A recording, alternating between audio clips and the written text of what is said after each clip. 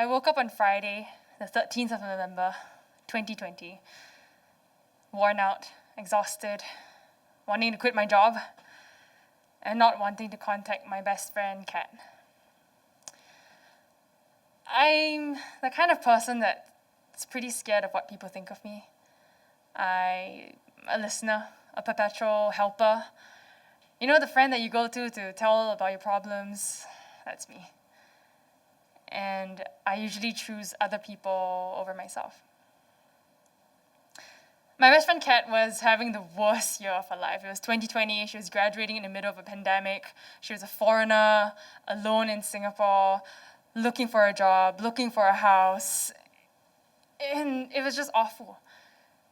But I realized that weekend I was so exhausted because I was trying so hard to save her. I was trying so hard to help her at the time. I wasn't even her friend. I was more like a 24/7 over-anxious caretaker. I would put aside my work to answer calls and texts or rush to her side. I would stay over her house even though I was exhausted because I thought maybe she'd be lonely. I would not talk about topics that I knew would upset her, or I wouldn't, bring up my opinions because I didn't want to drive her away. But that was exactly why I was at the end of my rope on this November day. A few days later, I talked to her about it before our D&D game. And, I said, I don't feel like I've been myself in this friendship, but it's an easy fix. All I need to be is more authentic and real, and, we'll be fine. But it turned out she also had things to say that she hadn't said before. Tensions built up over the weeks, and we both desperately wanted to fix this, so we said, okay, we'll talk in December. And I remember standing at the Sentosa boardwalk, my stomach turning, feeling very nervous, because I didn't know how this was going to turn out. She arrived, and we walked, and we sat down facing the ocean. And in that wide open space, the wind smelling like salt, we talked. We hugged, we cried, and I was hopeful for this friendship, but I couldn't shake off this niggling feeling of uncertainty and fear. We gingerly walked through December and New Year's Eve. We made it through her birthday in January.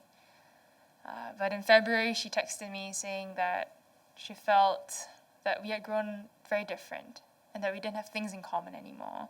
And we didn't enjoy the same activities, and we didn't believe in the same things anymore.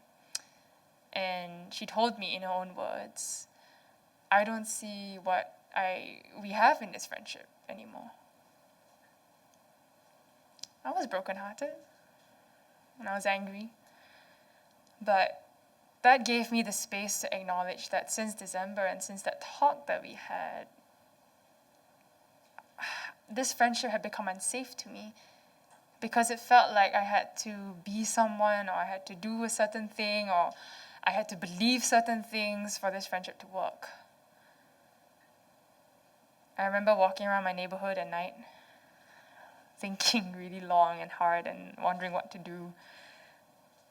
But knowing deep down what to do, but scared of what would happen, afraid of what was to come, because I couldn't imagine a future without this friend.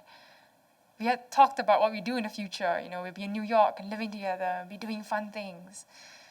And it didn't occur to me that she wouldn't be there, maybe. I sat down in a fitness playground, and I wrote a long, long letter to her, ending the friendship. And she replied saying that she agreed, that we shouldn't be friends anymore. I felt a lot of relief in my soul, but sorrow in my heart. 2 months passed, quietly, and I found out that she was leaving the country. And at that moment, my heart couldn't help itself. I texted to say, I'll go for your farewell because I just wanted to say goodbye, and I thought maybe we could still patch things up, or maybe, what if this was the last time I got to see her? But she texted me to ask me not to go. And I replied, sure, in a casual manner, as if it didn't hurt me. The next day I woke up. It was Good Friday. And these words rung in my head. My life is my own life. And I felt all these chains fall away. The chain that I had to Kat, the chains that I felt to all these people in my life, they just fell away. And I was just filled with this giddy excitement, drunk on this realization that my life is my own. Thank you.